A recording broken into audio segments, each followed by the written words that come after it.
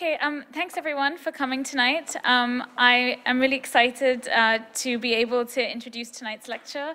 It's the culmination of a really exciting workshop that we held here at the AA today. And it was titled The New Standard, and so this talk follows on from that.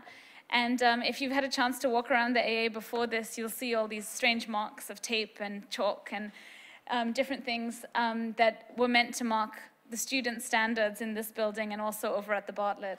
And it was a workshop that actually was generated out of a project that Joss Boyce, who's in the audience today, has been organizing called Disabled Artists Making Disordinary Spaces. And we actually, Barbara Penner and I met back in January at Joss's event at the Tate Modern. And together with the artist Damian Toal, we were brainstorming ideas for workshops. And we came up with this one of the new standard, and then was so excited we decided we had to run it. So it was a huge success thanks to very enthusiastic participants who took time out of their very stressful student lives and participated. And tonight, we're here to talk about this in more detail in the work of different architects and artists who are challenging standards and thinking about how we can use or reuse space in different ways. So actually, I guess should we show some of the images from? Yeah, why don't we show just a couple? It's a good idea.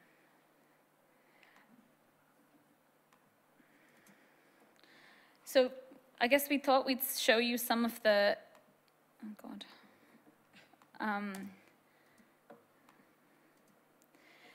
These are some of the kind of interventions people did around the school, looking at change of material, where door handles should be moved to, where people could hit their head when going down the stairs, looking at heights and relationships to things, looking at people's proportions next to doors, going downstairs.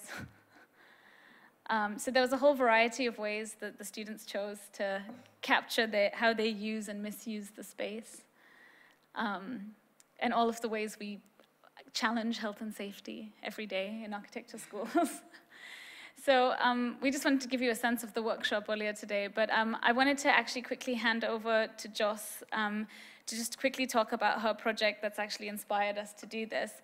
And then she'll pass over to Barbara, who's tonight's chair, who'll introduce the speakers and talk about the running order of things. But I also wanted to encourage you all to please stick around for afterwards. We have some drinks and a chance for you to actually speak to some of the students who did the workshop today, who are in the audience.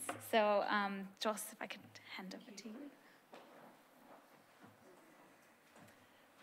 I'm going to be incredibly brief, and I'm really pleased too that the workshop happened today and that this event also, because they were both spontaneously generated out of a program for developing just 3 different prototypes of working in architectural schools with disabled artists to see what sort of much more creative and innovative ways of thinking about different sorts of bodies in space could happen. So suddenly we had 4, which was really nice. The plan is to go on. The group is actually called the Disordinary Architecture Project, and it grows out of something really straightforward, which is in architectural education and in practice, disability still sits in this really odd relationship to kind of bodies more generally. So we may not be interested in feminist stuff or queer stuff or race stuff, but the books are out there, the information's out there.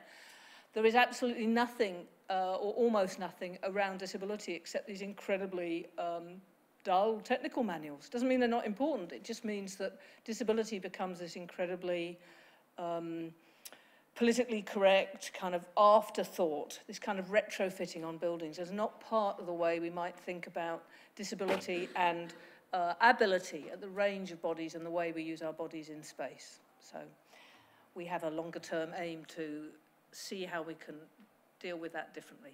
Thank you. Do you want to say something about tomorrow? Oh yes, we have another event tomorrow. Thank you. So the wind up of the Disabled Artists Making Disordinary Spaces project is tomorrow at the Bartlett. There's a public event in the evening which starts, and we will be showing videos of each of the different projects that we did. And that starts at 6:30. I know, I should have briefed myself. No, it starts, I will tell you later.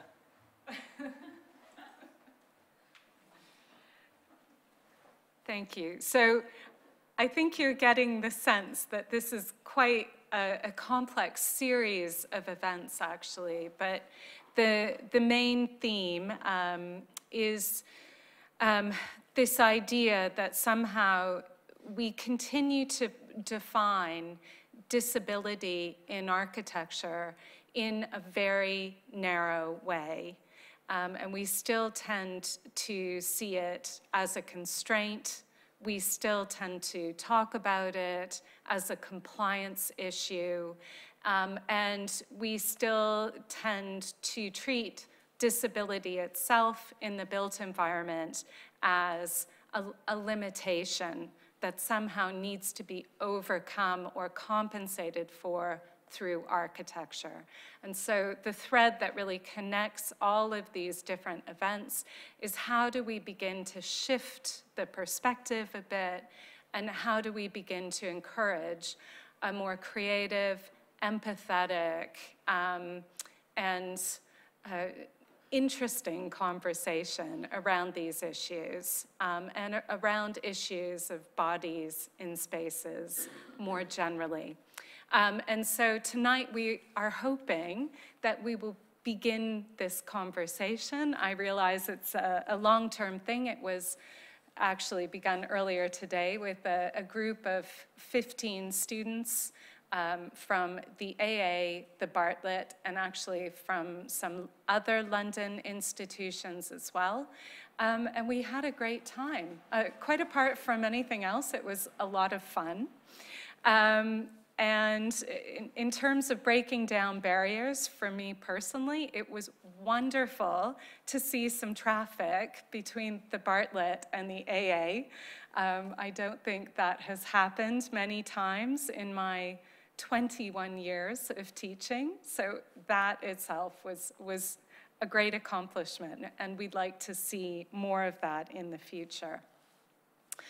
In terms of tonight's event, we have three amazing speakers.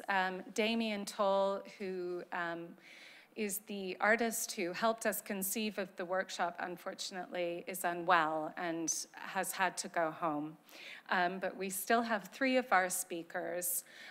Each speaker is going to talk for about 15 minutes, and then we'll have approximately, 10 minutes.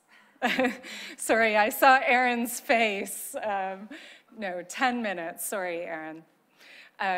10 minutes, and then at the end we'll have a discussion for about 15, 20 minutes, and then for those of you who are able to stay, we also have drinks, so please do feel free to stay with us and meet our speakers and have a drink. So our first speaker, I'm delighted to introduce Aaron Williamson, who is an internationally known artist, and he's been very much inspired by his experience of becoming deaf. And as you will see, he has a highly political but very humorous take on disability. Over the last 20 years, Aaron has created more than 300 performances, videos, installations, publications. The list is extensive, and has shown these in Europe, Asia, Australia, and North America. Early on in his career in the late 90s at the University of California, San Diego, Aaron coined the term deaf gain, which is a term that's gained quite a lot of traction within the field, and he has used it as a way of counteracting the term hearing loss. So without further ado, I hand over to Aaron.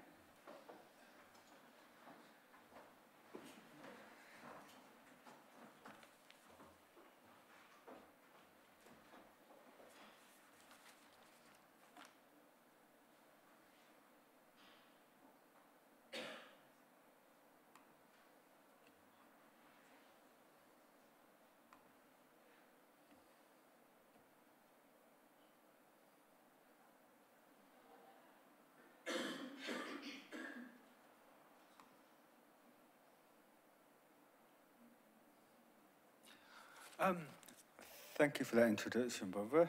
I was indeed going to start with by introducing myself as the deaf gain guy. I grew up with descriptions from diagnoses from doctors, medical people, that I had a hearing loss and that the hearing loss was degenerative, or sometimes it was called hearing loss was progressive. And it was confusing. Am I progressing? Am I losing? Am I gaining? All of these questions were involved. So around about 1998, I gave a talk in San Diego in California, and I coined the term deaf gain. Which leads me on to the subject of what I'm going to be talking about here, which I picked up on a phrase Joss has put in her book, which is unnoticed normality. And it's mentioned in passing in Joss's text in the book. And this is my emphasis as an artist, which I'm not so much interested in the problem-solving model of disability, which obviously comes into play with architectural values. I'm more interested in this question of unnoticed normality, about things or transparency, how transparent, how we use them, how we don't notice them. A lot of my work is involved with that question. First of all, can I say how disorientating it is to be standing at this lectern, talking to you in this manner, when I'm done a series of lectures over the years, which is the subject of my essay in Joss's book, whereby, on formal invitations, played completely straight, I would be invited to give a public lecture to an audience. And because everything had its unnoticed normality and functional operations, I had a list, a script, if you like, of all the things that could possibly go wrong during the lecture. And so my collapsing lecture consisted in running through an entire series of mishaps that lasted for 1 hour, and the lecture actually never got started, it never began. But at the end of it, I would ask people what they thought of the things, and someone would usually put their hand up and say, have you just done a performance, perhaps? And so at that point, I would confess to the fact that I had. There was a simple run-through of things like, in those days, we're talking about not that long ago, perhaps about 2010, when the connecting implements between the laptop and the projector were pretty much in their infancy, I guess, and had all sorts of hazards and obstacles to surpass. Red buttons, green buttons. The projector would switch off and then switch back on. It would take 10 minutes to warm up, and it was a very ripe area for me to expose what the transparent assumptions were about the importation of knowledge to students and other academics from this thing we know of as a lectern. Okay, so I'm not going to do that. Calm down and take a breather. I'm not going to waste the next 10 minutes of your life by collapsing this lecture. What I'm going to do is talk you through 3 pieces. So this is one of them, the first collapsing lecture. And continuing with the theme of unnoticed normality, I do a lot of work in public situations. And I'm very interested in urban environments and crowd behaviour, body language, all of these sorts of things. And one day, quite reasonably spontaneously, following an experimental workshop that I also did with Joss at the Tate Modern in 2009, I decided to see how far I could get with closing down Liverpool city centre, just using an eye visibility vest and a roll of barrier tape. So I'll show you a bit about that.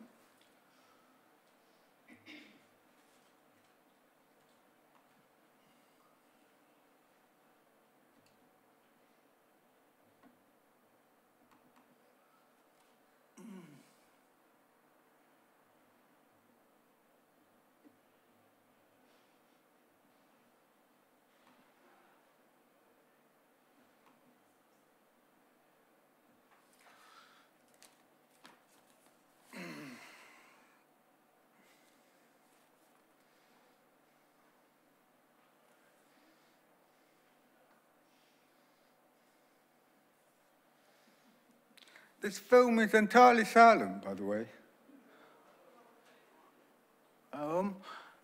I was working with a covert camera person, and we had a brief rehearsal where the camera person was trained by myself to use the camera as part of their own body language. So that the camera person was standing in the crowd holding the camera, looking away, and filming me through the camera like this.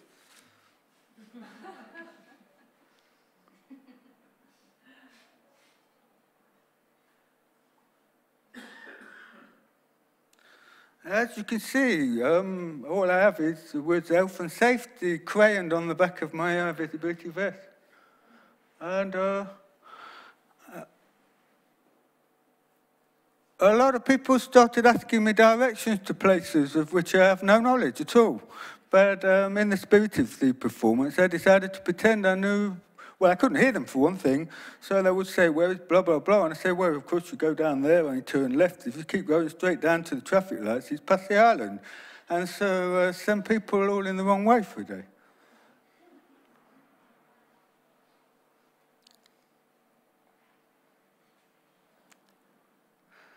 We had no civic permission to do this. It was all done on the run, trying to keep 5 paces ahead of the authorities, I guess.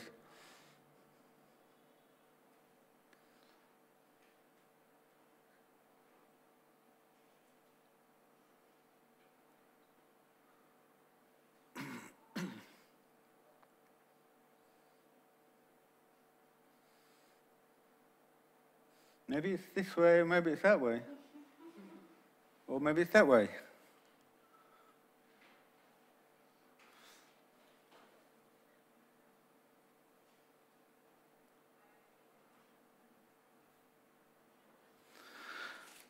Going into an architectural perspective, I'm sure the architects here are aware, oh, this is the Tate Liverpool, which I managed to close down for about 10 minutes or so.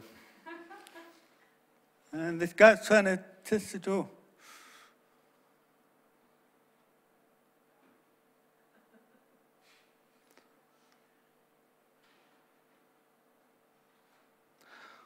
Yeah, some of the themes that I was exploring were crowd flow and arbitrary signage, universal design of city centres, those cookie-cutter city centres that you now find. So seems to be one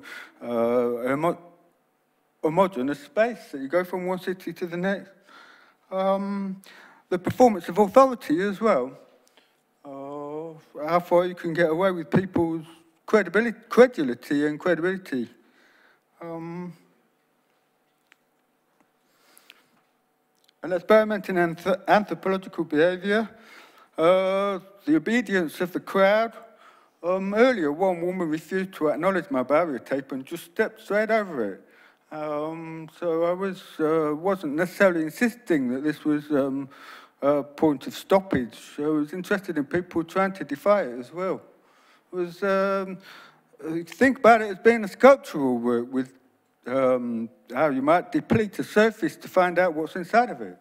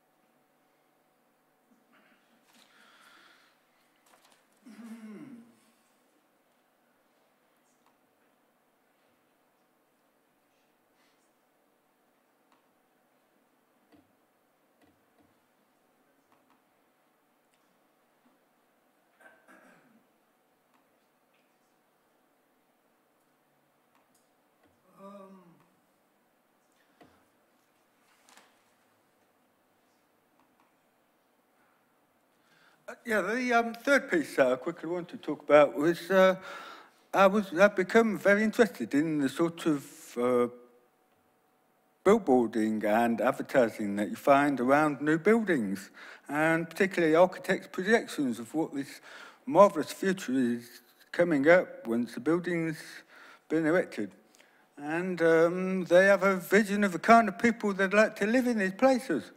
And I did a residency in Wakefield where a new building was stalled through lack of funds or something happened to it. It got off-built and was still empty 5 years later when I came along to do my residency. And all around the square of this new building were photographs of, quite ghostly photographs of the people who hadn't yet arrived to live in these spaces.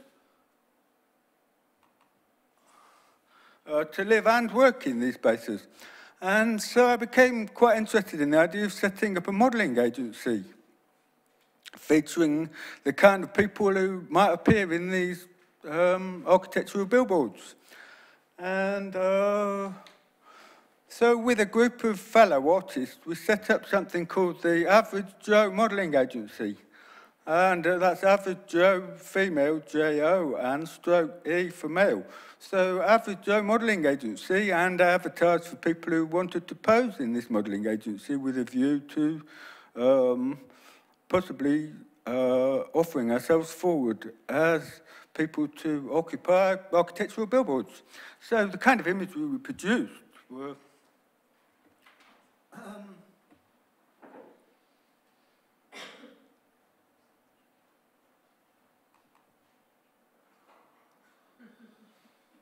it was quite interesting making a study of these compositions of architectural models. They all seem to be very isolated from each other. They may be depicted in a cafe or a bar. They seem to have no actual physical connection towards each other. They seem wrapped up in their own projection into the future or something. We excel at averageness. There was very complicated aspect of the performance was to remove any sense of performance from our poses and our appearance, and to reach an ideal of neutrality.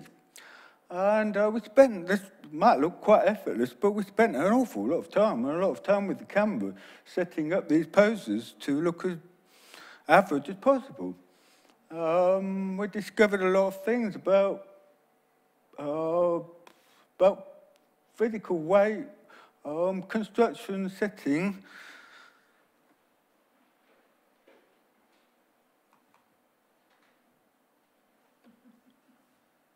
There seems to be a recurrent theme in a lot of architectural modelling of looking inside of shopping bags. I don't quite know what that is about, but there's a disproportionate number of models seem to all be looking inside their shopping bags as if they have this consumerist gesture is integral to the successful future of the new building.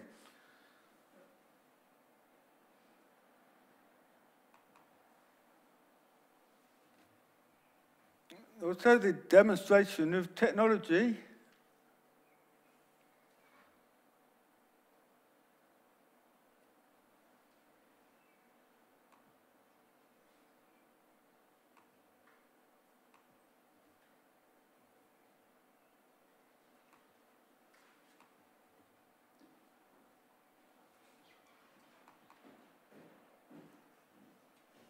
And again, composition, including someone looking into their shopping bag, someone on their mobile phone, and two people not talking to each other and turning away from the camera. All of these sorts of things, and it remains a mystery to me. I was hoping perhaps during the after discussion, group discussion, or someone from an architectural background might be able to explain to me what these emphases are about in architectural imagery, what sort of aspects of humanity are being portrayed. Picking up on one of Thomas's ideas about normatisation that is mentioned in Josh's book, Normatisation has a process of something that's actually an aesthetic objective, if you like. Something that you discover if you try to embody it and try to portray it. You quickly discover that there is a very definite set of circumstances. The selective process is very specific, and that it's very easy to tip the balance away from normatisation into something that looks, well, crippled or something. And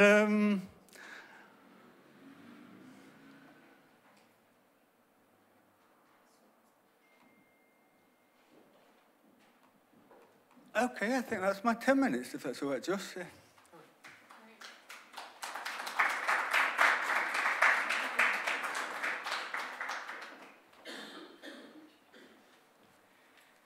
Great, thank you, Aaron. Our next speaker is Nirmal Puwar, who is a reader in sociology from Goldsmiths College, which is also part of University of London. She has authored and co-edited many books and collections on subjects from Pierre Bourdieu and post-colonialism to South Asian women in the diaspora. But we specifically asked her here tonight because in 2004, Nirmal authored a book called Space Invaders, Race, Gender, and Bodies Out of Place. And again, this term, space invaders, has been picked up and developed by a number of institutional actors, but also it's also led Nirmal to begin a series of public engagement projects around this idea of space invaders. And I believe that is what she's going to speak about tonight. So, Nirmal.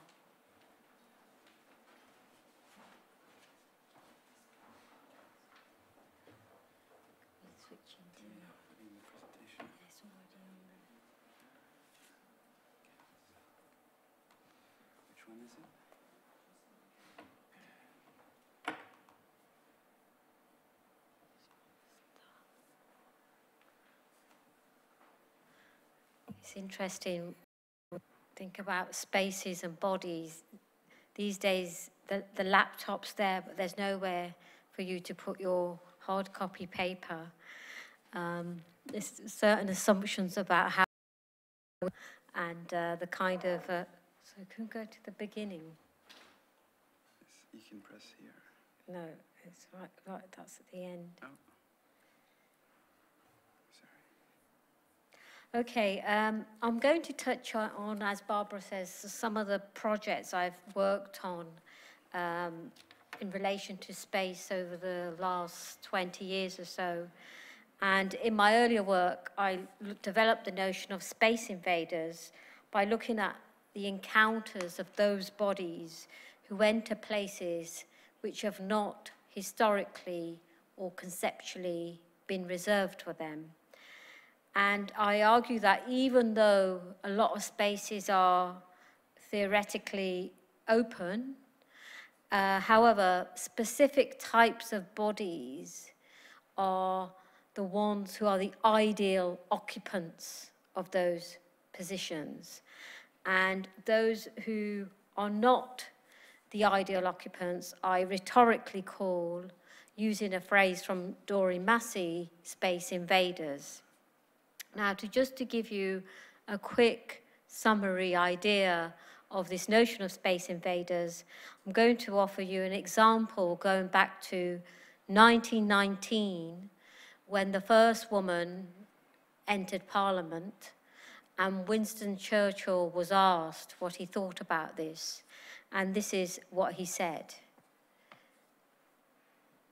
He said, "I find a woman's intrusion into the House of Commons as embarrassing as if she burst into my bathroom when I had nothing with which to defend myself, not even a sponge."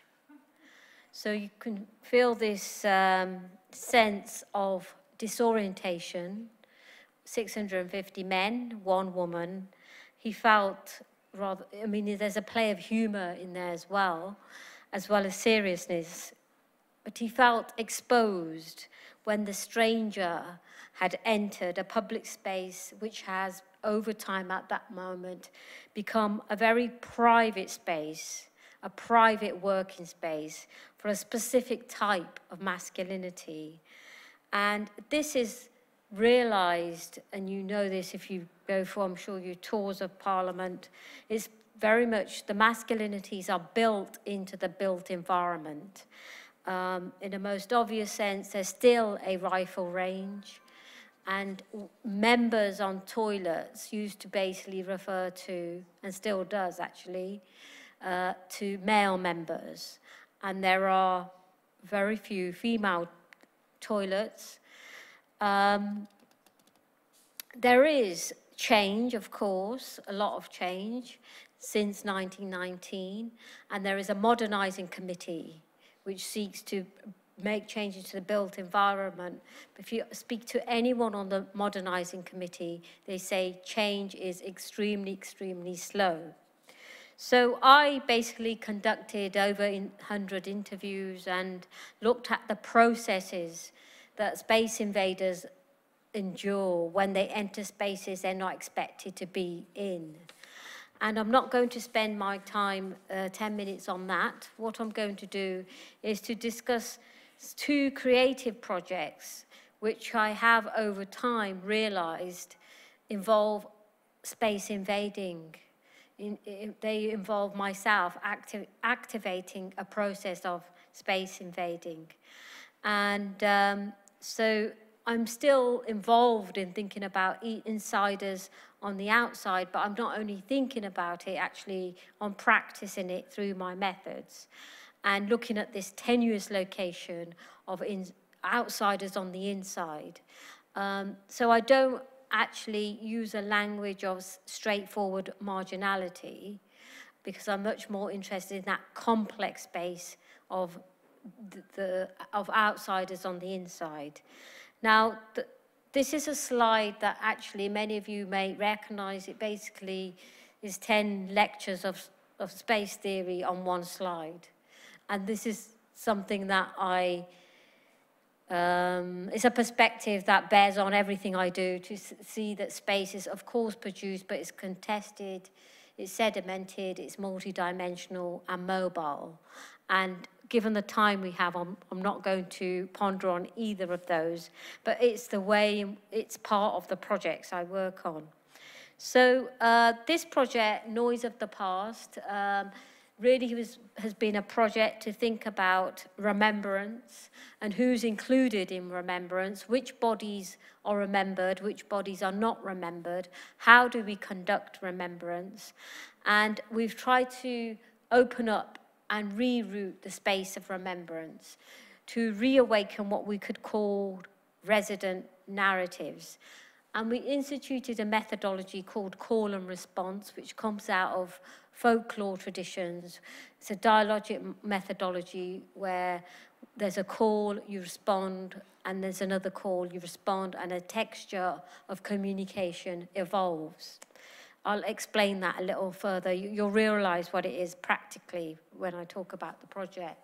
So the call was Coventry Cathedral, the initial call, which many of you no doubt will recognize. These are the ruins. And from World War II, when the city was bombed.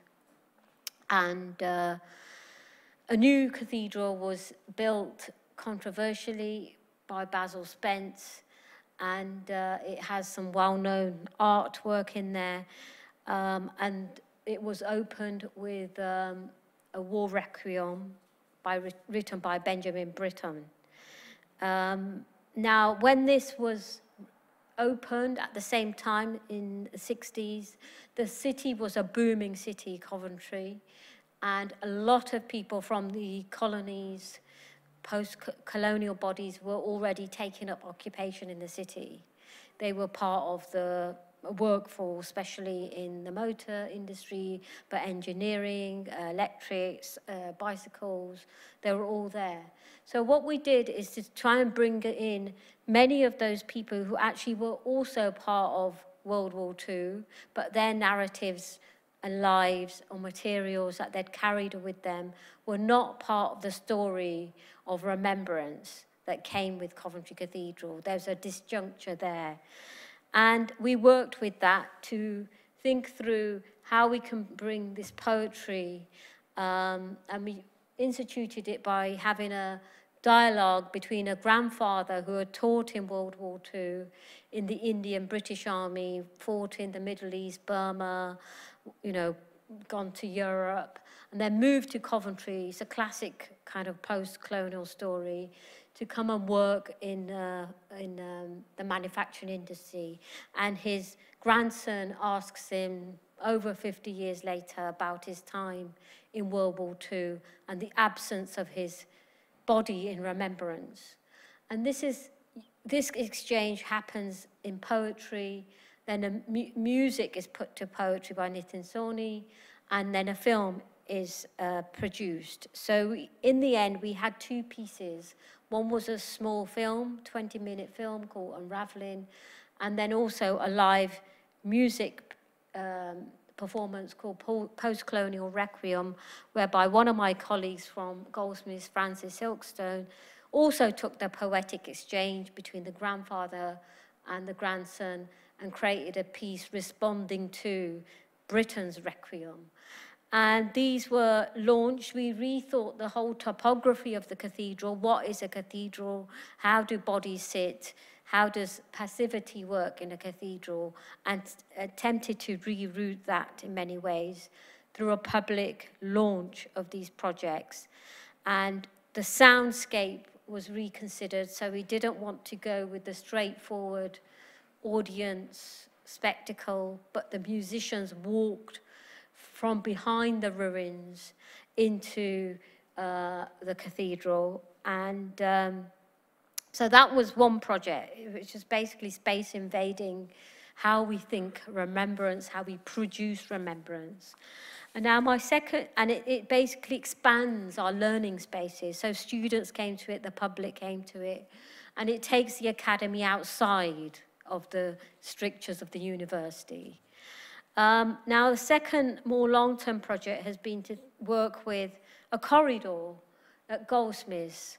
And what we've done here, we've started, I think, across 10 years to bring in exhibitions. And the whole point has been to work against the corporate model, gallery model of exhibitions, so that we don't simply bring in an exhibition, put it on, take on the publicity, have short-term gains, and take it off again in a few weeks' time. We run it for a whole academic year. And the point is to live with the exhibitions. We've had several. The first one was on Bourdieu's work in Algeria. And the point here is to actually try and work against the neoliberal academy, because you will know that the walls of the academy have become quite problematic. Even the posters that go on the walls. The posters used to be the actual texture of an academy. You could walk into a campus and understand university life through the posters.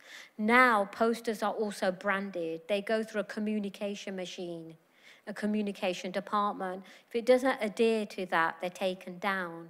Most of you will know from universities that on an open day, before open day, all the posters are taken down, because there's an attempt to create a corporate aesthetic of what a university is. So we're trying to work against that by bringing, conversations with the walls, using the walls. And this corridor, this is from our second exhibition, actually, where we worked with Jean Moore and Edward Said and their work on Palestine. And we were lucky enough to have Edward Said's wife, Mariam, there with us, as well as John Moore, taking photographs of us and the exhibition. So, and then the third exhibition we had was called Migrating Dreams and Nightmares, where we worked with Seventh Man, Berger's Seventh Man, and again, Jean Moore's photographs. They were, as you probably know, long-term collaborators. Now, the point of this is to actually slow down thinking, because in this corridor, a lot of my colleagues said to me, Nirmal, why do you want this corridor? Have a proper exhibition space. What's great about it, it has lots of lecture theatres coming off it.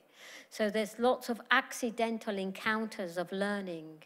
Most people don't simply go there and think, I'll start from point zero and go to the end, and then I've done the exhibition.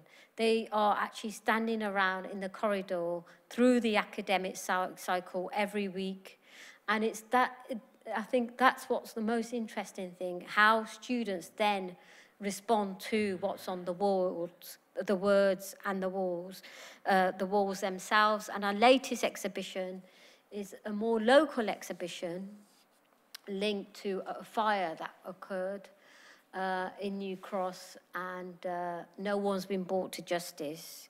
It's 13 dead, nothing said, and the photographs are from Ware, who's an academic at Kingston, but at the time she was a photographer for Searchlight, the anti-fascist magazine, but also she participated in a very famous march to call on, which made a call on justice.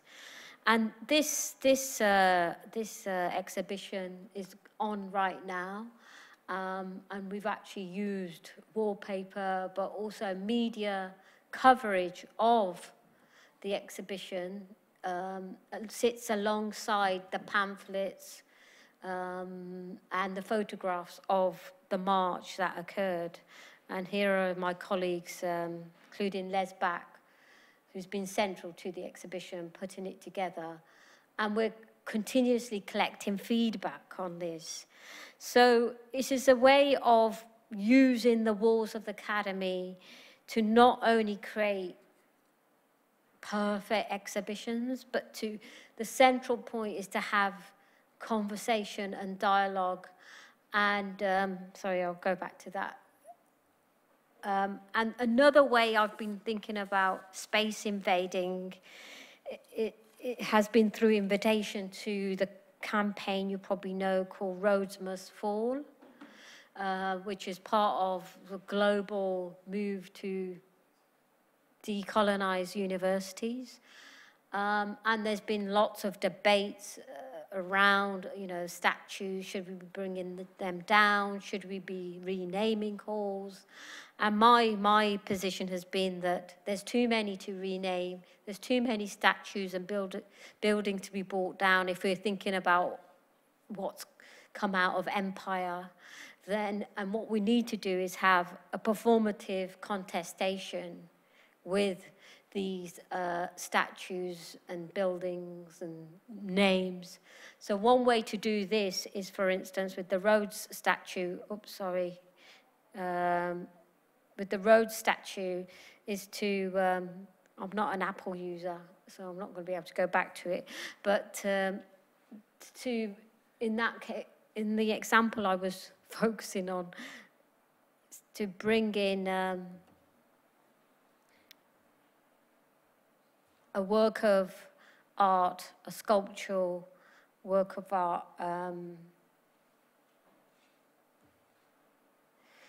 called The Butcher Boys, from Jane Alexander, who is a South African artist herself. And she's used this work to think through the violence that was created by Rhodes and other figures of empire. So instead of taking Rhodes down, the statue of Rhodes down, to insert works of art in Oxford's annual calendar, because they have lots of rites and rituals there, but to insert contestation, performative contestation, into the rites and rituals. Yeah, that's one of the ways one can institute space invading. Sorry if I've gone over my 10 minutes.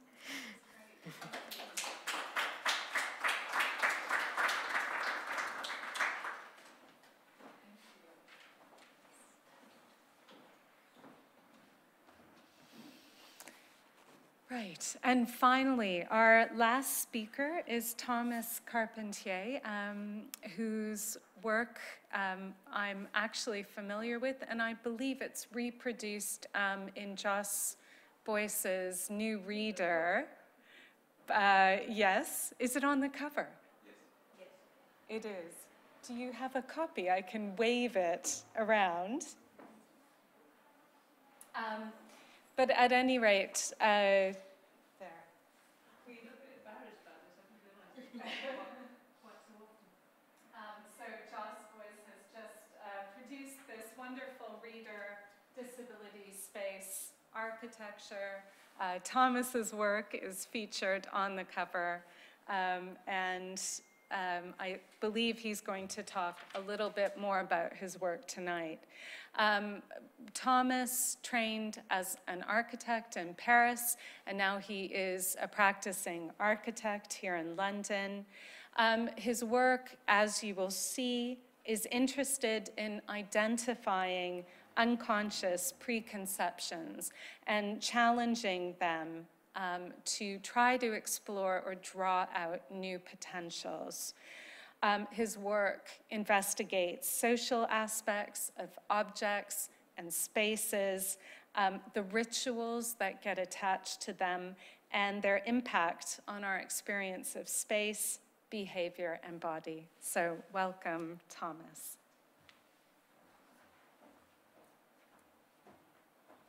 Thank you. Well, thank you so much for having me tonight. I'm really pleased to be here. So this presentation is about my thesis project, which was, I believe, 6 years ago, where, is it going to work? Yes. I've been,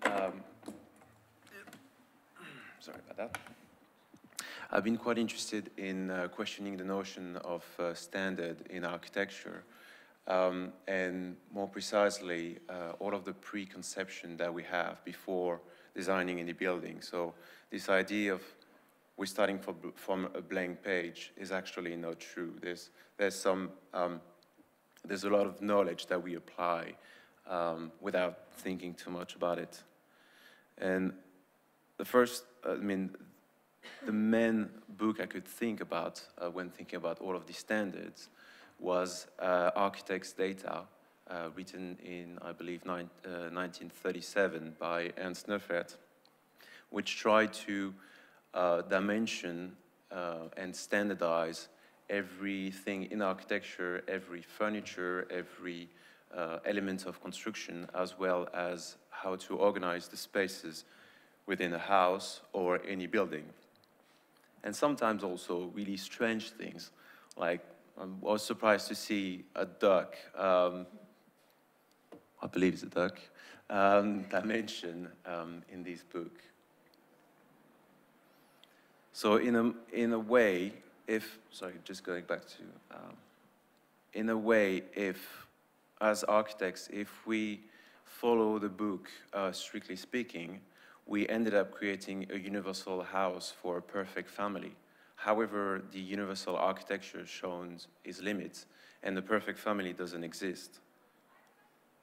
So instead of working with a standard, a model that we've been considering for ages, well, maybe it's the time to consider a new standard, which would be a better representation of humanity with all of these difference, all of this diversity. So I try to identify a series of, I would say, families which will represent the diversity of humanity, and more specifically, the body. So sometimes a body could be too small compared to the standard, too big, it could be atrophied, augmented, and so on. And all of these representation put together actually represent a better model for humanity, that Vitruvian man. So I started making a collection of these 42 characters in a happy family game, where each family will represent a sort of body difference or behavior. And from this, started to create my own book, which was using the same rules. So dimensioning these strange bodies where some of the characters were reals, some others were fictional, and they were all put in on the same page. So you will have Louis XIV next to Superman, next to David Toal, who is a disabled a British dancer who exists. And by putting everyone on the same line, you actually don't see them with any emotional values attached to them. It's just like trying to see the variety as just like one combination of all of these strange people. And so from this collection, then I started to make a series of sample spaces of furnitures that will be dedicated to each one of these characters and their own story. So on the left was David Toal, the British designer that I've been talking before. But you will also find like people from Star Trek or from The Simpsons and so on. And so trying to see what to design for each of these individual that could be really designed for themselves rather than through a standard. So you ended up creating this dining table with all of these strange characters sharing a moment all together. And so continuing the same process, well, maybe David Toal need to have like a specific bathroom where everything is on the same level and he doesn't have to jump from one level to another to access all of his, all of the equipment needed. Or maybe he's married with a normal body woman, and how can we actually blur their difference of height and trying to create a space that connect them and make disappear this difference. Or another attempt was based on an antique furniture model, which is, well, in French it's called confidant, which is two people talking to each other using this, the sofa that you see on the left becomes, if applied to Narcissus, becomes this box where Narcissus can speak to his guests without actually leaving his own reflection from a mirror. Another example was, well, I'm working for Hermaphroditus. How can I design a piece of bathroom that could reflect to his both identities, so as a male and female? And then from this series of attempts, I actually started looking at iconic buildings made at the same time than the book from Ernst Neufert. So you will recognize the Barcelona Pavilion, which suddenly becomes a house for Jabba the Hutt. Why not? I mean, the idea behind was no matter which scenario I wrote was to see it as a serious piece of architecture and how to resolve all of the issues that this character could have.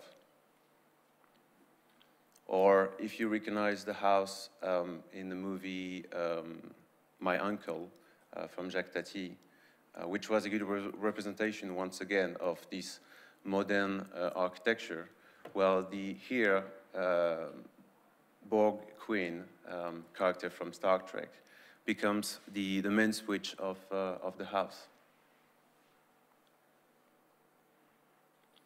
So I started making like my own collection of all of these samples, mostly humoristic, but the same way that Architect's Data book was looking at either the kitchen, the circulation, living room, and so on, and make, like, as I said, my own collection that will trying to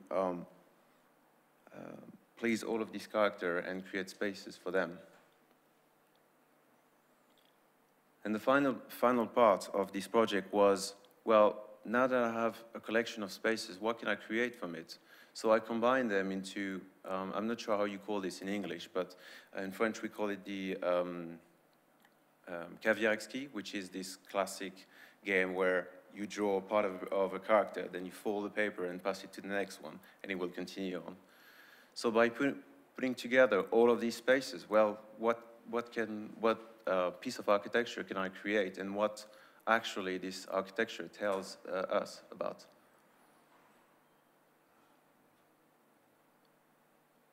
So I ended up with, like, eventually railways on the ceiling for the character from Star Trek, or a toilet in the middle of the living room, because Louis XIV used to receive some people by the time he was on the toilet, and so on. So at the end, this piece of architecture who tried to be an answer to all of these characters and their specificities, well, actually, if you remove the characters, you ended up with an architecture that could be used by everyone, but where the use of each space is still to reinvent. Thank you.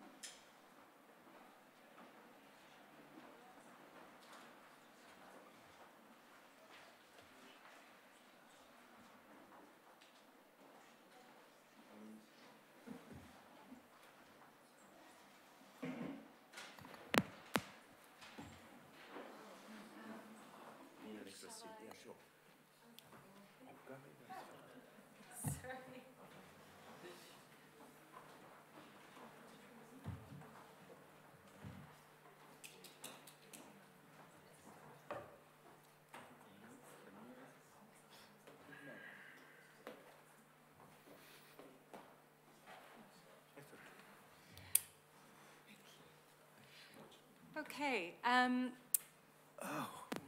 Sorry, we've lost Nirmal.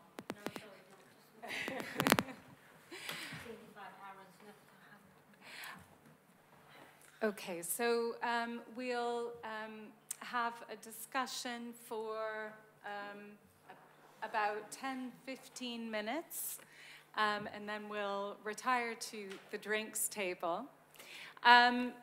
But if I may start by maybe just asking the first question. If you don't mind, I'm just going to go back to the workshop that we had today, which is still sinking in because the workshop took place over the course of 6 hours on 2 sites, and we generated dozens of images and little interventions. But what we had asked students to think about as a starting point was actually very close to your starting point, Thomas, which was we asked students to think about how the process of standardization, which has been very much part of modernism, how that process of standardizing space and objects also included the standardization of users as well. And so we really talked about how this standardized or average user becomes inscribed into the built environment in ways that we're often not very cognizant of or aware of. And so what we did was we effectively asked the students to go out and locate some of these moments where they could find standards inscribed in the built environment. And we asked them to highlight these moments in various ways. And so the students went out and they found these moments. They found an abundance of these moments in the AA and also in the Bartlett, the new Bartlett building at 22 Gordon Street. But I think what was also really interesting is they also uncovered lots of moments of disjunction where users had simply undone standards.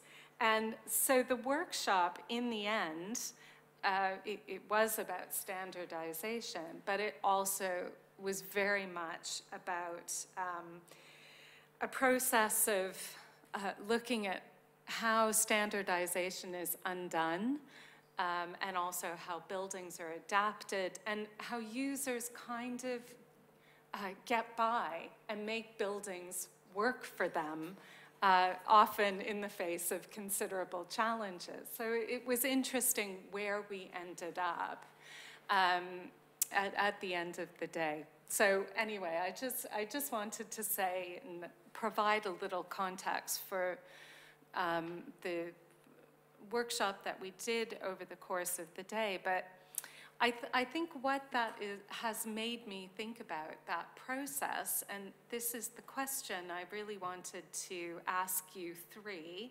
It's a big question and perhaps slightly unfair. But I was just wondering, you know, there's this very ingrained idea, as Aaron pointed out, that architects should improve things and solve problems, and that the reason that architects often aren't better at creating inclusive environments is maybe they don't have the right data. If they just had more data, or if they had better information about users, they would design better spaces. But I guess my question really is what do you think the role of architects is in the creation of more genuinely inclusive environments? Can it be done? And what, you know, strategically, what is the best way to approach this problem? So sorry, it's a giant question, but it really goes to the heart of, I think, what we're trying to discuss today. So. Yeah, it's a big question. Sorry. I would start by saying that this question about problem solving through architecture is primarily one of attitude. I don't think it's, I mean, you have a practical circumstance, and whether you call that circumstance a problem or an opportunity is from which angle you view it, really. As a disabled person myself, I feel a bit guilty if people are spending a lot of their professional lives working out solutions to solve my problems for me. Thanks, guys.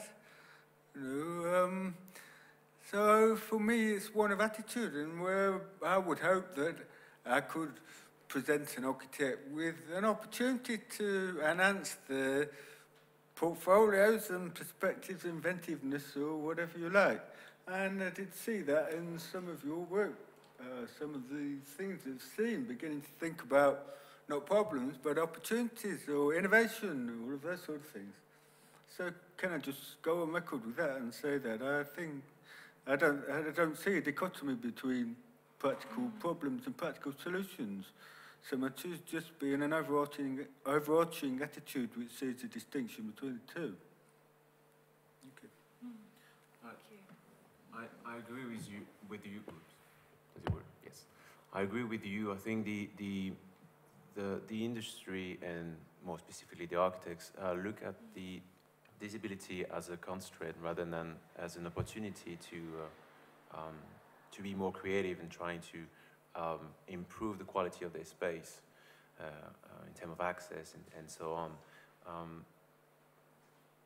Usually you see architects providing just the minimum requirement by law, rather than literally saying like, all right, what's the size of disabled toilet, well, let's put just a minimum and not question these rules, and just provide, as I said, just minimum without seeing it as an opportunity for a better design. So, yeah. I'm not an architect, so I look at this a little differently. I suppose, as Aaron's saying, it depends on your methodological lens, how you come to this, not necessarily problem, but life issue. I have actually found quite a lot of architects come to do PhDs in the sociology department, which is really interesting. And sometimes they're trying to move or have some time away from architectural thinking as it is in the discipline. So linking in with that, and your question, Barbara, basically I think architects need to do more field work where they do that classic ethnographic work, or walk with, or sit with, or go into the lives of people, not to just rely on interviews, but to actually be out there, wherever it is, or inside, wherever it is, and undertaking participative research as much as one can, because if you don't, there's assumptions of whose body is it, and what kind of body is always there. If you think there's no body, there always is a body. If you say it's a neutral body, it never is. And architecture's moving more and more towards the virtual, and which could be an opportunity as well, which is what you're doing. You're kind of virtualizing immense possibilities, but I think that has to still sit hand in hand. I bring a more kind of materialist approach to it, sit hand in hand with ethnographic research, long-term ethnographic research, and working with groups, disability groups who already have this knowledge as well, actually. So to respect that knowledge and to work with it. I think that's a really interesting set of answers, but I also felt as if in all three papers there was also another suggestion, or rather line of thinking, which was very much around representation, and which was, I think it came out in Aaron's work. Actually, it was present in all three papers.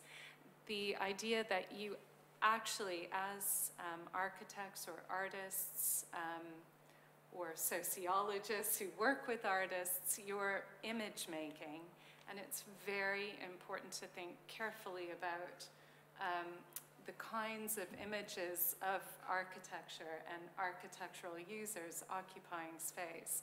And part of the project needs to be showing more inclusive environments, less staged, less performative. So it seemed there was a challenge to conventional representation in all three papers, perhaps most explicitly with you, Thomas, but yes. Okay, may I just ask, are there any questions? If you do have a question, I believe the sign interpreters will just translate your question to the panel. Mark? The results of the workshop in this building, the marks, the measurements, the signage that sort of let you know how awkward these Georgian terraces lassoed together to become a school are, not only for the disabled, but in fact for everyone.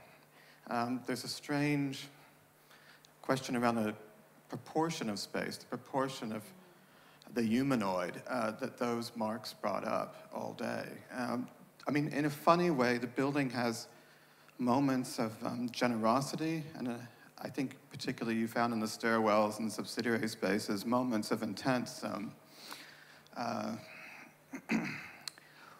well, meanness. And there's something about the AA in particular, probably different than the measurements at the Bartlett, where you might find a more standardized or modern palette to work with, where you find, to an extent, the building renders everyone disabled to certain degrees. I mean, I think children have been inadvertently generated from just squeezing around the stairwell at certain moments of the school year. So it seems to me that part of the project of standardization is to talk about diversity, but not merely in the direction of disability, but in terms of stature, girth, gender, etc. So I wonder if the workshop found a critical difference between mapping spaces at the Architectural Association versus the Bartlett in those registers.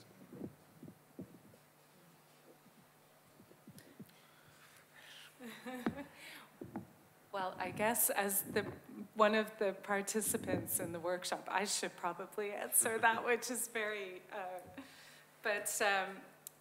just to say, I think it wasn't only girth and so on, but as you say, height, and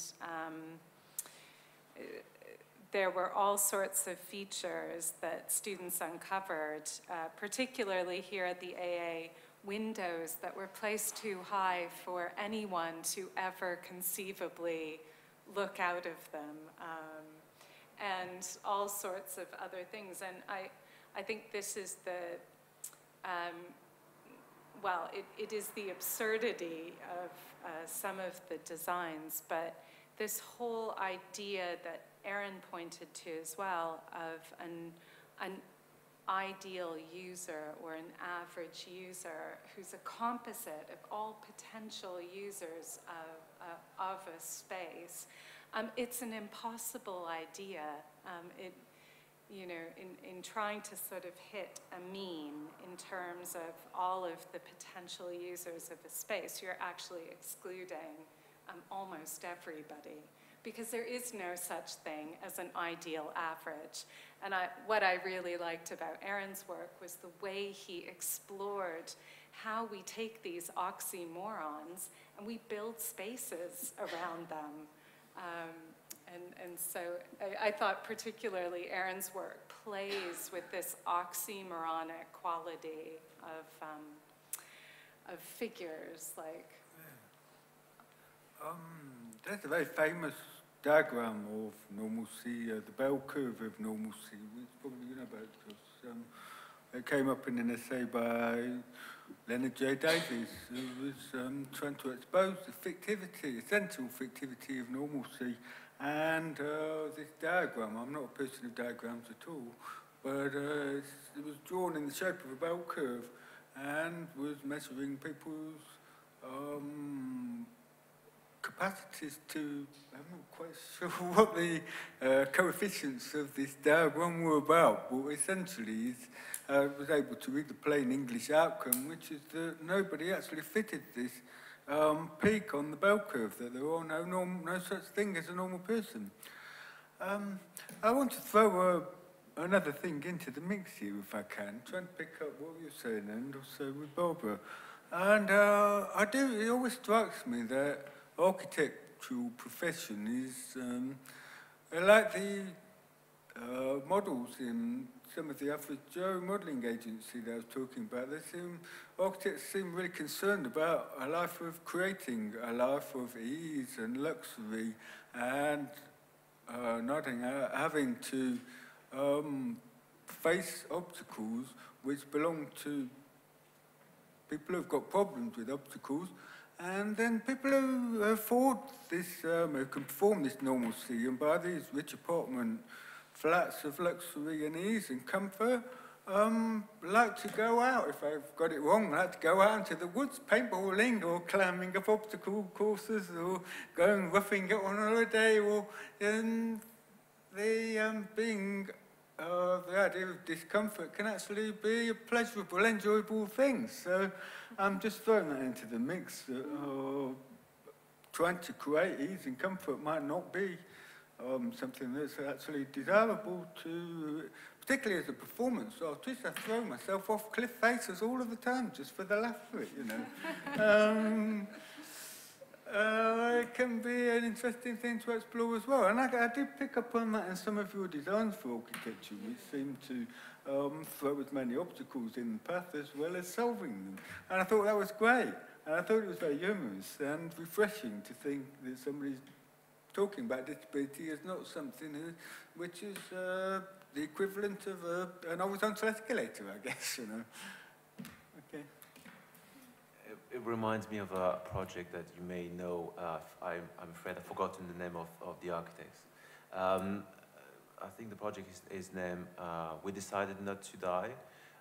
It's two Japanese architects who designed a series of houses in the 80s in Japan, where the space was made of a series of obstacles in order to challenge the body through aging in order to stay young in a way. I mean, I thought it was interesting when you said the building is mean to lots of bodies. It is. However, there's class built into it as well, isn't it? Because it becomes meaner the lower you go in the building. And the service class and how they would have walked on the stairs, just the whole proportions are very different. And who would have been going up and down so much? So, although there is no ideal figure, but there are patterns in occupation, in particular domains, which we also do need to pay attention to, because it does actually have a cumulative effects on people, on their bodies and their lives. Are there any further quick questions? We do need to wrap up, but if anyone has a quick one, please do feel free to pipe up. Joss, were you about to say something? I could always say something. It's just really interesting to see the range of presentations and to have the workshop as well. I guess the thing for me, I feel like, you know, we've been talking about physical space, and then I think there's a contested space, to take that language, a contested conceptual space, which may be full of tensions, and that may be fine. And one is about practicality and function. And it's just like, you know, if you're doing that kind of mapping, some of the things you're doing is just quite practical. Is this something you'll trip over? Is this something you'll bang your head against? And that, there is an essential need of that. But I think for me, the thing is, the worry with that is you end up in a kind of common sense. You move on from some sort of ideal user, but you move on to a common sense which relates to what Aaron said, which is the common sense of kind of comfort, and everything should work for everybody. And you don't actually, you lose the more political aspect of it, which is one of the things that I think has come up really strongly in the talks and in the day, really, which is, so for me, I'm quite confused, but also really interested in the relationship between normalization and standardization, and whether we do in architecture need some sort of standards, and if so, what they are. But the thing that I get into disability and ability and feminism and all sorts of different bodies and age is around what counts as the normal and how the normal gets. And it's not necessarily a lot of the normal gets actually physically built into space. Spaces are what they are. This building is what it is, but the normality of the AA as a kind of, historically, as a private school with a little brass plaque on the outside, and you know, that it hasn't done anything about its steps. You know, it isn't actually making a gesture to, say, somebody who uses a wheelchair. There is no gesture there. I know it's hard in Georgian buildings, but the decision not to make a gesture is a political act to me.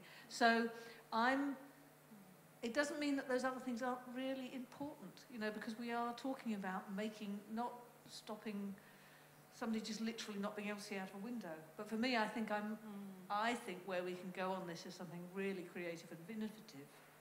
And actually what I think comes up in all of the three presentations is challenging the notion of what constitutes the normal and kind of challenging our own. You know, if I consider myself to be able-bodied, I need to keep challenging my own assumptions about what spaces are like and why they should be like that, why we have lecture theatre, you know, as Aaron said, why we do a lecture like this. Why do we do it? Not necessarily a very sensible way of doing it. It has a historical root, and it has some forms of exclusions as well as some possibilities for invasions. So that was a bit long, but for me, that's what comes out of what I hear, is challenging the normal, I think. Yes, thank you. I don't think we can improve on that as a final comment, actually. Thank you very much, Joss, for sort of throwing out that final wrapping up comment, but an unwrapping up comment as well, and sort of prompting us to take the political project forward further as well. Sorry, tomorrow is from 5 till 7 at the Bartlett. The talk is from 5 to 6 and then there's the session. Okay, great. Thank you so much, and thank you all very much for coming. Thank you to our speakers, a really fascinating set of papers. And thank you to our signers, who I've been enjoying watching you very much. And thank you also to Manage and to the AA for hosting this event. It was a joint Bartlett AA event, but I have to say that the AA shouldered the vast majority of the organization and also of the hosting. So thank you so much. We really had a wonderful day. So thank you all.